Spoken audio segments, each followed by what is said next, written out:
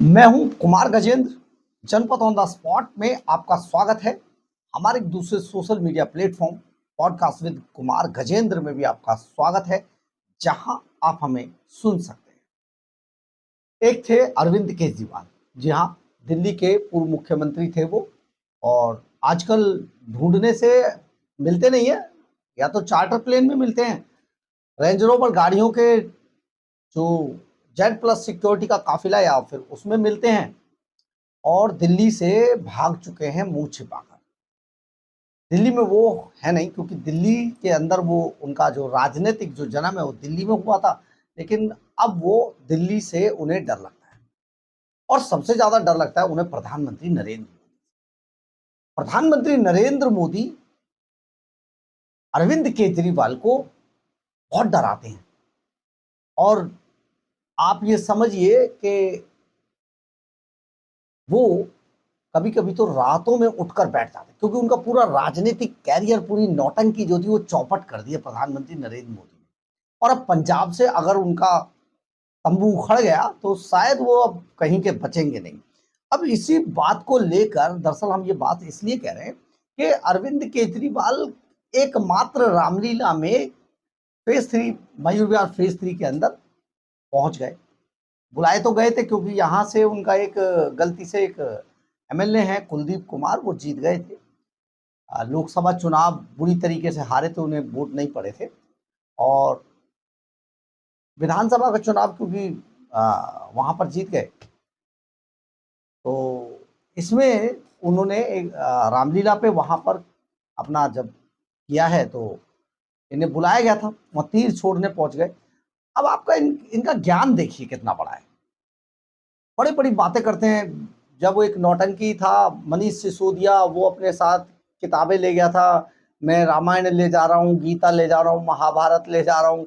और अरविंद केजरीवाल भी ये कर रहे थे, मैं ये लेके जा रहा हूँ। और एक संजय सिंह था, वो भी, मतलब ये जो पूरी नौटंकी है ना, इसको करने की कोशिश की। दरअसल है क्या कि अरविंद केजरीवाल जब तीर चला रहे थे, उन्हें अपने सामने मोदी दिखाई दे रहा था। और मोदी दिखाई देते देते उनको अचानक जो है कुछ कहने के लिए कहा गया, तो वो जानते क्या बोल रहे थे? उनका ज्ञान देखिए, सामान्य ज्ञान। कह रहे थे, देखिए, दरअसल वो ये बताते बताते अपनी जो व्यथा थी उसको उससे कनेक्ट कर रहे थे, अपनी व्यथा को। अरविंद केजरीवाल बात कर रहे थे भगवान राम की, लेकिन अपनी व्यथा को वहां पर कनेक्ट कर रहे थे। केजरीवाल ने बोला कि देखिए, ये जो पूरा हुआ, भगवान राम का अगले दिन राज तिलक होना था, वो अयोध्या के राजा बनने थे। लेकिन अचानक एक दिन पहले माता कैकेयी ने उनको कहा, अरविंद केजरीवाल, सॉरी सर, माता कैकेयी ने उनको नहीं कहा था। माता कैकेयी ने तो राजा दशरथ से वर मांगे थे। दरअसल भगवान राम को कहा दशरथ ने ही था। अब राजा दशरथ ने जब उन्हें बताया था कि ऐसे से हुआ है, मैं इसलिए बीमार हो गया हूँ, मुझे बहुत चिंता हो रही है, ये कहानी है, मैंने, क्योंकि मैंने कभी जंगल में उनको शिकार खेलते हुए कुछ हुआ, तो मैंने उनको वचन दिया था, वो वचन उन्होंने मांगा अब, और मैं क्या करूं, मैं बड़े असमंजस में फंस गया हूँ। ये पूरी धार्मिक स्टोरी थी रामायण की। लेकिन केजरीवाल बता रहे हैं कि माता कैकेयी ने उन्हें बताया कि आपको जो है कल राज तिलक नहीं कराना है, आपको जब अब जंगल में जाना है, आपको वनवास पे जाना है। आप सोचिए कि जो आदमी, आपने इनकी आतिशी मार लेना कभी सुना था ना? वो गूगल के हेड, और ये भी नहीं बता पा रही थी, वो कुछ और बोल दिया, गूगल वाले को इधर बोल दिया, उधर वाले को उधर बोल दिया। उनकी बहुत सारी मिस्टेक्स थी। हमने उसको पर आपको वीडियो भी बनाकर डाला था जब वो बोल के गई। इसी तरीके से ये इतने लंबे लंबे छोड़ने वाले, क्योंकि ये अचानक उन जगहों पर पहुंच गए, बस गरीब गरीब गरीब की बात करके लुटेरे घुस गए। अब ये मोदी के डर से थरथर कांप गए, और इन्होंने कहा कि फिर वो जो है चले गए बनवास, और भगवान राम को भी बनवास मिला। मतलब वो अपने आप को कनेक्ट कर रहे थे कि प्रधानमंत्री नरेंद्र मोदी, केजरीवाल साहब शायद अपना वो वाला बात भूल गए, कहते थे, मोदी जी इस जन्म में तो ना हो पाएगा। आप जब उड़ रहे थे ना अरविंद केजरीवाल जी, तो यही होता है।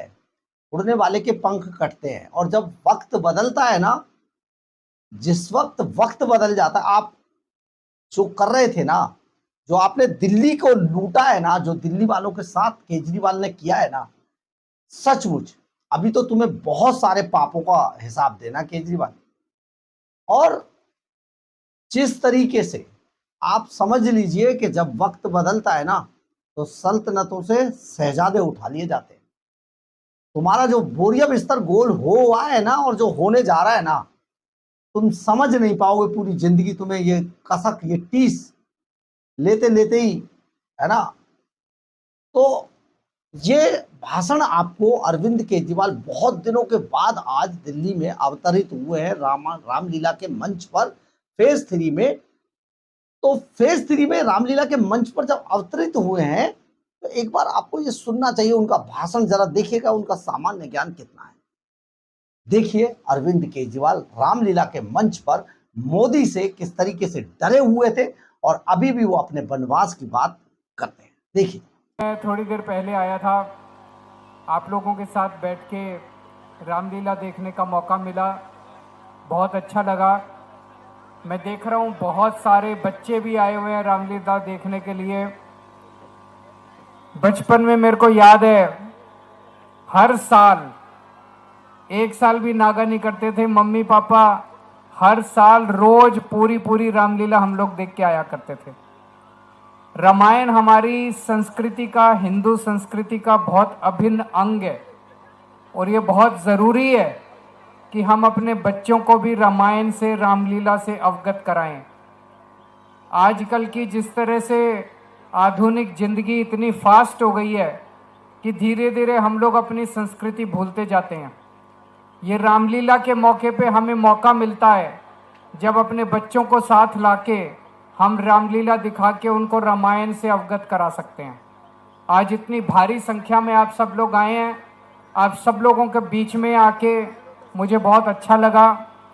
भगवान राम के जीवन से हमें बहुत इंस्पिरेशन मिलती है, जिस तरह से उन्होंने त्याग किया। भगवान राम राजा बनने वाले थे, अगले दिन सुबह उनको अयोध्या का राजपाट संभालना था, और दशरथ जी महाराज उनको अपने कमरे में बुलाते हैं। माता कैकेयी कहती है कि कल तुम सवेरे राजपाट भरत को दे जाओ और 14 वर्ष वनवास के लिए चले जाओ। एक आदमी जो अगले दिन सवेरे राजा बनने वाला है, सारे अयोध्या की जनता उनको खूब प्यार करती थी। सारे अयोध्या की जनता चाहती थी कि भगवान राम जो है वो राजा बने। भगवान राम एक बार कह देते, मैं तो नहीं जाता, मैं तो राजा बनूंगा, सारी जनता उनका साथ देती। लेकिन फिर राम राम नहीं होते। वो जो त्याग उन्होंने दिखाया, अपने पिताजी के, अपनी माताजी के कहने पे 1 मिनट नहीं लगाया, चेहरे पे मुस्कान करते हुए, मुस्कुराते हुए, हंसते हुए वो 14 वर्ष वनवास के लिए चले गए और अपना राजपाट उन्होंने भरत को दे दिया। ये त्याग हमें उनसे सीखने को मिलता है कि किस तरह से उन्होंने अपने पिताजी की बात माननी चाहिए, माता पिता की बात माननी चाहिए, माता पिता की सेवा करनी चाहिए। ये सब चीज़ें हमें रामायण से सीखने को मिलती है। मैं भगवान से प्रार्थना करता हूँ आप सब लोगों को खूब खुश रखे। आपको दशहरे की बहुत बहुत शुभकामनाएं, रामलीला की, नवरात्रों की, दिवाली की, छठ पूजा की, बहुत सारे त्यौहार आ रहे हैं। सभी त्योहारों की बहुत बहुत शुभकामनाएं। सभी त्योहार आपके लिए बहुत बहुत शुभ हों। आपने केजरीवाल को सुना होगा कैसे वो अपनी व्यथा सुना रहे थे, किस तरीके से बोल रहे थे। लेकिन दरअसल है क्या, अरविंद केजरीवाल जी, आपके लिए एक सुझाव भी है साथ। दिल्ली में जो किया, चलो उसको अपनी गलती मान लीजिए कि मुझसे गलती हुआ था, सचमुच मैंने गलत किया, और उसको पंजाब के अंदर सुधार लेते। शायद पंजाब को तो कुछ दे देते, पंजाब अच्छा वाला स्टेट आपके पास था। आपने पंजाब में क्या किया है? आज 4 दिन हो गए आपकी अपनी पार्टी की महिला नेता आरोप लगा रही है आपके भगवंत मान सरकार में स्वास्थ्य मंत्री डॉक्टर बलबीर सिंह पर छेड़छाड़ और सेक्सुअल हरासमेंट का। और चुप हैं आप, यहाँ पर भाषण दे रहे हैं भगवान राम के मंच पर आकर। सचमुच आप को देश माफ नहीं करेगा, पंजाब के और दिल्ली के लोग आपको माफ नहीं करेंगे कभी भी, और आगे आप कहीं आ नहीं रहे हैं, बुरी स्थिति में आप पहुंचने वाले हैं सचमुच। क्योंकि आपके आसपास जो चंपू इकट्ठे हो गए ना, उन चंपुओं ने आपकी बुद्धि हर ली है केजरीवाल जी। भगवान राम भी आपको माफ नहीं करेंगे, क्योंकि आपने तो रामलीलाएं भी रुकवा दी थी।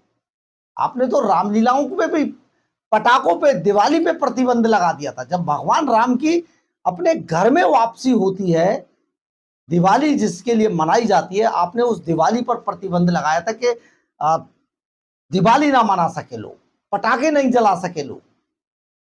आपको कैसे, आप रामलीला के मंच पर जाकर कैसे आप लंबी लंबी बात कर सकते हैं? कितनी बड़ी बड़ी बातें आपके खाते में जाती हैं केजरीवाल जी। दिवाली से पहले ही पटाखों पर ऐसी आफत मचती थी, सरकार अब चली गई कोर्ट, आप कभी नहीं गए। आप अपने इधर उधर के मामलों में कोर्ट में करोड़ों अरबों रुपया बर्बाद कर दिया, लेकिन कभी दिवाली के लिए नहीं किया। सचमुच सबको बहुत कुछ लिखना चाहिए, और जब आप लिखें कमेंट्स बॉक्स में, तो आप जो है अपना शहर का नाम जरूर लिखें, ताकि हमें पता लग सके कि आप कहाँ से हमारे वीडियो देखकर लिख रहे हैं। और केजरीवाल की इस नौटंकी पर, इनके सामान्य ज्ञान पर, इन सब पर आप जरूर कृपया करके अपना कमेंट्स लिखें, बहुमूल्य कमेंट्स लिखें। बहरहाल, अगर आपको हमारी ये खबर अच्छी लगे तो आप इसे लाइक, सब्सक्राइब और शेयर जरूर करें। कमेंट्स बॉक्स में अपनी राय जरूर लिखें, इससे हमें बहुत बहुत बहुत ऊर्जा मिलती है। जय हिंद, जय भारत।